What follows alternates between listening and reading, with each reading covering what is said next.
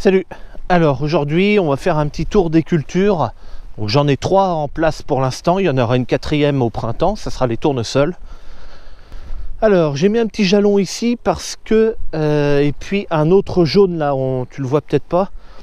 Donc on peut voir nettement la différence entre les deux. Donc le jalon était un petit peu à côté. Alors ça avait été fait exprès parce qu'en même temps il y a eu un test là sur ce jalon là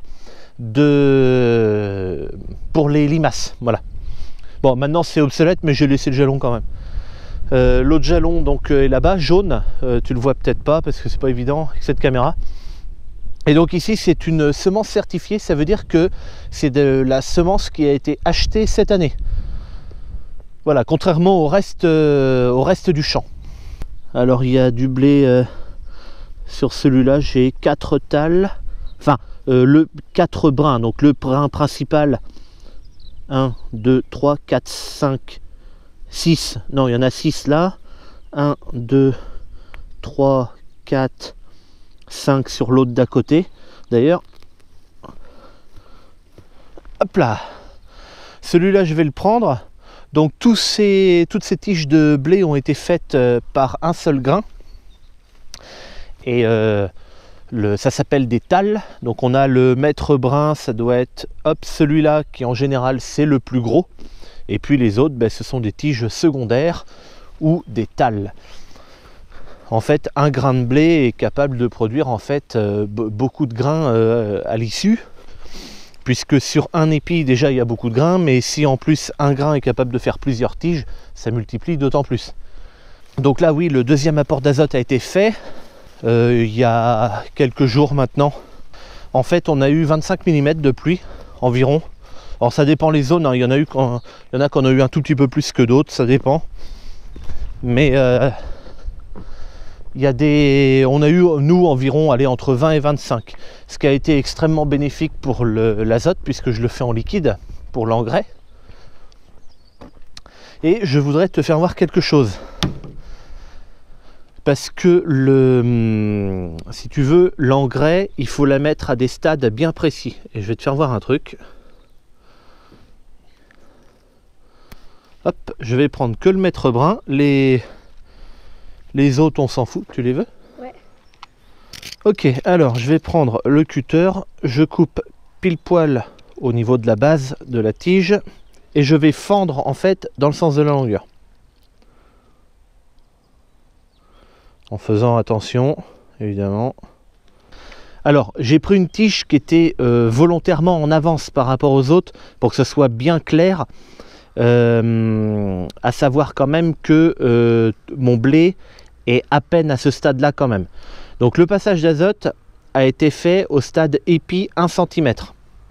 Alors, je vais te le faire voir quand même avec la loupe numérique, mais l'épi, il est là et j'ai même le premier nœud ici.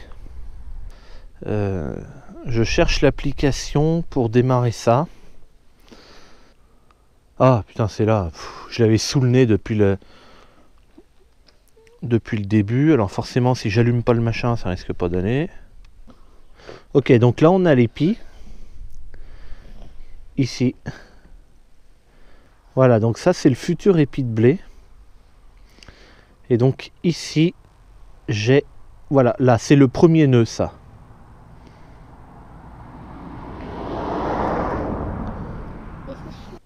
Voilà, donc comme tu as pu le voir, le deuxième apport d'azote, lui, se fait quand l'épi, qui est ici, est à 1 cm de la base. Donc il y était quand j'ai fait mon deuxième apport. Et puis le premier apport, moi je le fais quand le blé est à fin talage. C'est-à-dire qu'il a déjà talé et puis le blé commence à grimper vers le haut. Et donc ça c'est à peu près la fin du talage. Et toutes les talles sont déjà là, il n'y en aura plus de nouvelles maintenant, même si elles sont petites, et c'est le premier apport d'azote qui se fait à ce moment-là. Le deuxième a épi 1 cm, et puis le troisième apport d'azote, il se fait bien plus tard. Le troisième apport d'azote, en fait, il se fait un peu avant que l'épi ne sorte. Tu sais qu'à la fin, l'épi, il est toujours protégé dans une feuille, et il va y avoir la dernière feuille étalée, on appelle ça, et l'épi va sortir de ça, là, de la tige et de sa feuille, pour après grimper vers le haut. et bien en fait le dernier apport d'azote il se fait juste avant que l'épi ne sorte de sa feuille. Voilà, et ça en fait la dose est assez faible d'engrais qu'on met à ce moment-là, mais l'engrais qui est là, qui sera mis à ce moment-là, il sert surtout à apporter de la protéine, donc pour une valeur ajoutée pour le pain surtout. Voilà, on a vu à peu près ce qu'on devait voir dans le blé, on va passer voir les colzas. Ok, les colzas, cette variété là, c'est Acropole, c'est en fait une variété qui est pas très précoce. Et moi ça me convient bien, figure-toi, parce que j'aime pas trop quand les colzas ils galopent comme ça à fond. Je préfère qu'ils prennent leur temps, qu'ils se développent bien leurs feuilles et tout, et après que ça grimpe. Ok, donc là on peut s'apercevoir, tu vois, que les boutons sont toujours accolés, mais ils sont sortis maintenant de la feuille. Voilà, hein, ici, bon voilà, tu vois, ils sont tous au même stade. Et donc le troisième apport d'azote en colza a été fait juste avant que les boutons ne sortent. En fait, d'habitude je fais l'apport d'engrais dans les colzas en 2 fois. C'est toujours comme ça que ça se fait principalement dans le secteur. Sauf que là ça a été fait en 3 fois. Tout simplement parce que le premier coup d'engrais a été... j'en ai parlé dans une autre vidéo, mais il y a un truc qui n'a pas bien marché. J'ai mis 10 unités de moins que ce que j'aurais dû mettre. Donc il fallait que je le rattrape sur le deuxième passage. Et en fait, moi je trouvais que 10 unités de plus sur le deuxième passage, deuxième et dernier normalement, ça faisait beaucoup d'un coup en fait. Et j'avais peur que la plante en prenne une partie, mais que s'il pleuvait et tout, qu'il y ait une partie qui descende dans les nappes phréatiques, et c'est surtout ce que je veux pas. Non seulement parce que l'engrais qui descend dans les nappes, c'est de l'engrais que j'ai payé et qui est perdu, et puis aussi par rapport à la pollution des eaux, quoi, forcément. Donc faut qu'on fasse quand même très attention, parce que si dans les zones où ils font les prélèvements d'eau, ils commencent à retrouver des nitrates en grand nombre, je sais ce qui va arriver, on va être limité et tout ça, donc ça, autant faire bien, parce que sinon on aura des sanctions, c'est clair. Et je sais plus ce que je disais maintenant. Quoi? Il y a un bourdon, mais c'est pas grave. Mais si, il faut le filmer. Ben il faut le filmer, bon, je veux le filmer si tu veux. Voilà. Okay. C'est bon, t'es contente, j'ai filmé ton bourdon là. Ah, il est sur moi. Mais... Qu'est-ce que c'est nul, une fille. Désolé. Il est parti là-bas, ton bourdon là. Merde, qu'est-ce que je disais? Oui, voilà. Donc je l'ai fait en 3 fois. J'ai mis une petite dose du coup. Donc j'ai ajouté, en fait, j'avais ma dose à mettre pour mon deuxième passage. Donc j'ai calculé pour mettre 10 unités de plus. Et je l'ai coupé en 2 tout simplement. Et j'ai fait mon deuxième apport d'azote. Et j'ai fait le troisième environ 8 jours après.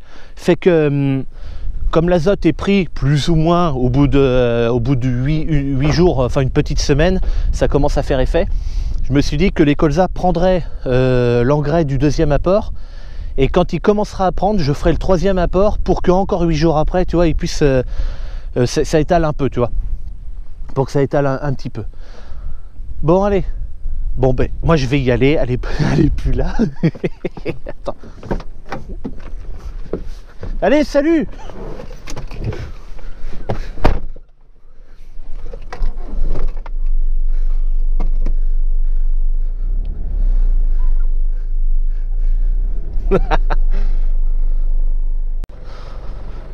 Ok, donc là on est au bout du champ, en fait, on était là-bas tout à l'heure.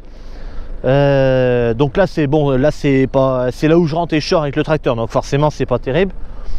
Tu te rappelles, dans une vidéo j'avais labouré, tu sais, sur quelques mètres là. Alors les colzas se sont rattrapés un peu, mais c'est pas folichon, hein. J'ai bien fait de ne pas labourer le champ, hein, quand même, parce que là on dirait pas comme ça, mais plus loin là-bas c'est quand même pas pareil. Donc mes colzas, tu as vu, ils m'arrivent ouais, allez, au genou à peu près. Et là je vais t'emmener dans une autre parcelle de colza qui n'est pas à moi.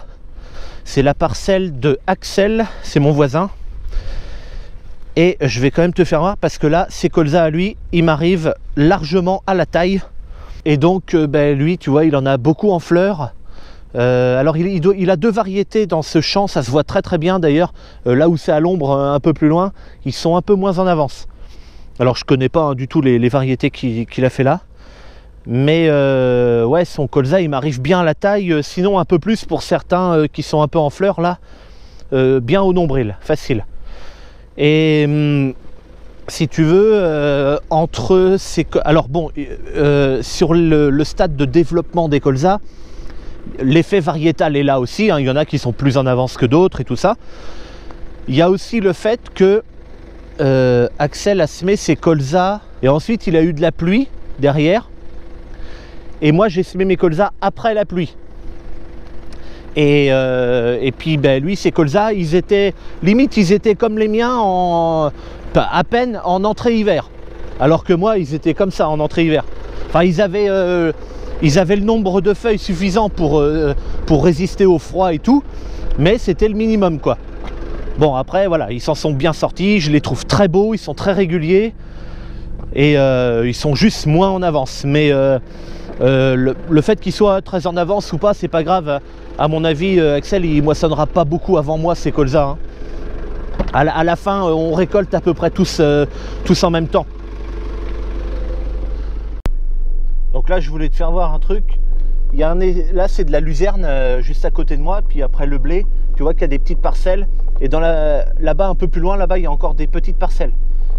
Ici, c'est un essai de la société Jouffret de Rio qui fait là un essai de luzerne. Là-bas, c'est des céréales certainement.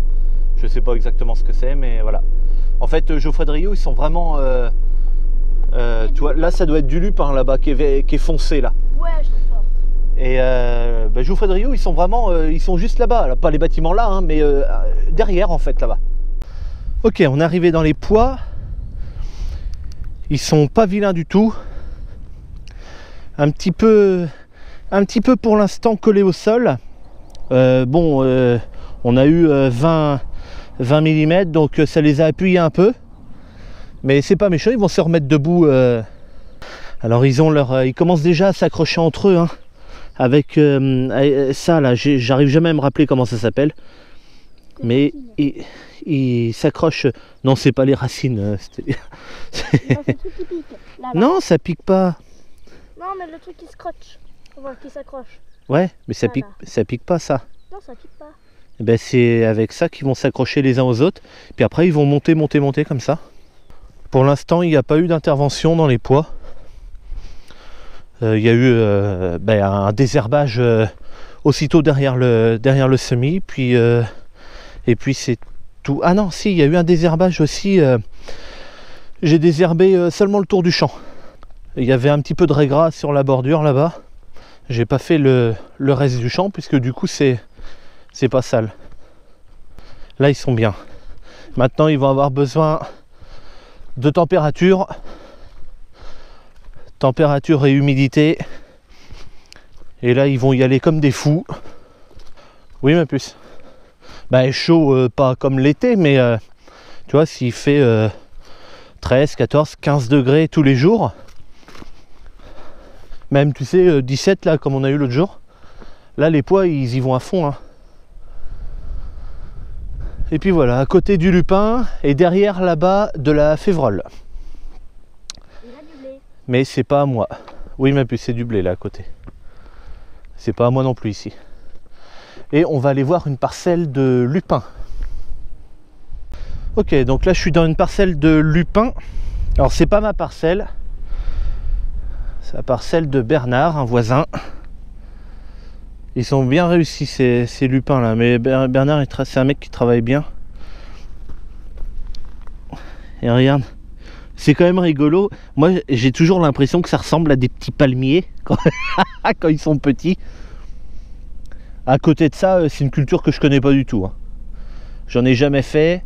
Et puis, c'est difficile parce que les lupins, maintenant, on peut les avoir que sur contrat. Alors, pas spécialement avec ma coop, mais avec les autres coop, c'est à peu près pareil. Il n'y a pas tellement de débouchés. Il y en a beaucoup moins qu'il y en a eu, en fait, si tu veux. Et ceux qui avaient les contrats lupin avant, donc c'est le cas de Bernard, peuvent continuer à faire du lupin. Mais moi par exemple, quand je faisais pas avant, Je pense que je pourrais même pas avoir de la semence par la coopérative. Donc voilà, allez, la vidéo s'arrête ici, puis je te dis à bientôt pour une prochaine. Salut. Salut. Salut.